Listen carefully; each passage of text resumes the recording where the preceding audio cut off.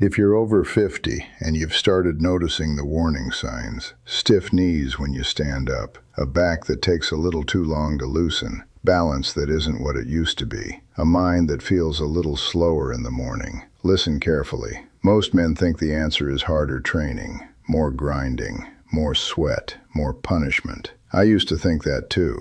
I spent 20 years as a Navy SEAL. I believed intensity solved everything. Then at 48, my blood pressure was climbing, my stress markers were a mess, and my body was giving me signals I had no business ignoring. What turned me around was not more brutality, it was smarter movement, the kind your body can recover from, the kind that restores instead of just tearing down. And when I looked at some of the healthiest older populations in the world, one pattern kept showing up. Not fancy gym routines, not miracle supplements, simple daily movement habits, done consistently, done with purpose. Today I want to walk you through 6 of them. These are low-drama, high-return movements older Japanese adults have built into daily life for years.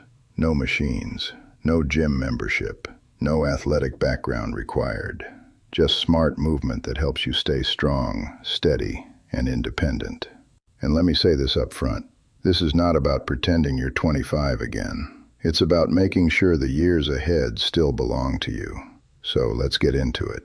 The first one is slow walking, not cardio marching, not power walking with your arms flying. Slow walking. Most men walk too fast to get the real benefit. They rush from point A to point B, head down, mind somewhere else, body on autopilot. But when you deliberately slow your pace, something changes. Your feet actually start doing their job again. Your ankles wake up. Your hips organize better. Your posture improves. Your nervous system settles down. Here's how I want you to think about it. You're not trying to burn calories. You're trying to teach your body how to move well again. Walk at about half your usual pace.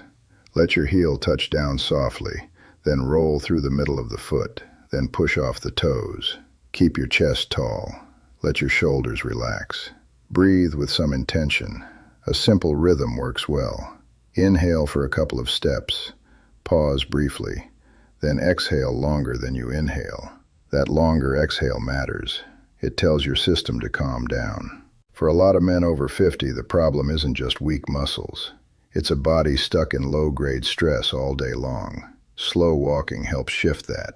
I've seen this with men who came to me convinced they needed more punishment. What they actually needed was better mechanics, better breathing, and a daily reset.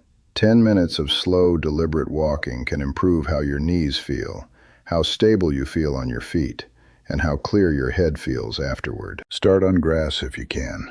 A track works, a quiet sidewalk works too. The point is not speed, the point is control. Second movement. A short morning mobility sequence. In Japan, millions of people have used simple group movement routines for generations. Nothing extreme. Just a few minutes of rhythmic joint motion to get the body online. This one is criminally underrated. Most men over 50 wake up and go straight into stiffness. Tight shoulders, hips locked up, spine cranky. Then they sit, drive, stare at screens, and wonder why everything hurts by dinner. Your joints need motion the way an engine needs oil. So here's a simple sequence you can do first thing in the morning. Arm circles, shoulder rolls, gentle side bends, controlled trunk rotations, knee lifts, easy calf raises, a few shallow squats. Nothing aggressive, just smooth, continuous motion for 3 to 5 minutes. That's enough. You do not need to turn every healthy habit into a fitness competition. In fact, that mindset is part of what gets older men hurt. What matters here is that you move every major joint through a comfortable range before the day starts pulling you into bad posture and stiffness. When you do that consistently, you improve circulation, reduce that rusty feeling in the hips and shoulders, and make it easier to move well later in the day. Think of it as maintenance, not exercise. You brush your teeth. You shower. You should also wake your body up on purpose. And yes, do it in your pajamas if you want. Nobody's grading you. Third movement, the deep squat hold. This one separates men who are aging well from men who are slowly giving away their mobility. Now, before you panic, I am not asking you to drop into some perfect full squat if your knees and ankles aren't ready for it. I'm asking you to start rebuilding a position the human body was designed to use. A supported deep squat opens the hips, challenges the ankles, strengthens the feet, trains the pelvic floor, and teaches your body to stay comfortable close to the ground. That's a big deal. Because once a man loses the ability to get low and get back up, independence starts shrinking fast. Most of us lost this position because we live in chairs. Chairs at breakfast, chairs in the car, chairs at work, chairs at night. Then one day we realize our hips feel 20 years older than the rest of us. Here's how to start safely. Stand near a sturdy door frame, a countertop, or the back of a solid chair. Lower yourself into a squat as far as you can without pain. Keep your heels down if possible. If they pop up, place a rolled towel under them. Use support with your hands. There's no shame in that. Hold the position for 15 to 20 seconds. Stand up. Repeat a few times. Over time, you build toward longer holds and better comfort. Don't force depth. Earn it. A good squat position is not about showing off. It's about preserving the range of motion your body needs for real life. Picking something up, getting down to work in the yard, moving safely in tight spaces, standing up without that old man groan every single time. Fourth movement, standing on one leg. Simple, brutal, effective. Balance is one of those things men ignore until it starts disappearing, and by then the consequences are serious. Falls are not a small issue after 60. One bad fall can change the rest of your life. But balance is trainable, and the beauty of single leg standing is that it doesn't just train your legs. It trains your brain, your inner ear, your feet, your ankles, your hips, and your reflexes all at once. When you stand on one leg, your body makes constant micro-corrections, tiny adjustments most people never notice. That is exactly what keeps you upright in the real world when you step off a curb wrong or catch yourself on uneven ground. Start next to a wall or kitchen counter. Lift 1 foot an inch or two off the floor. Stand tall, don't lean. Pick a point straight ahead and keep your eyes on it. Breathe normally. Do 20 to 30 seconds per side. That's enough to begin. Once that gets easier, build to a minute. Then make it harder by turning your head slowly, moving one arm, or standing on a folded towel. You can even do it while brushing your teeth. Now you've stacked a health habit on top of a habit you already have. That's how discipline works in real life. Not heroic effort. Smart systems. And let me give you a hard truth. If you can bench press respectable weight but you can't stand steadily on one leg, your training is incomplete. Fifth movement, floor transitions. Getting down to the floor and getting back up. This is one of the clearest tests of real-world function I know. A lot of men can still lift weights in a controlled setting, but ask them to sit on the floor and stand back up without using momentum or panic, and suddenly the truth comes out. Weak hips, tight ankles, poor coordination, no strategy. That's not a character flaw. It's just a signal, and it can be improved.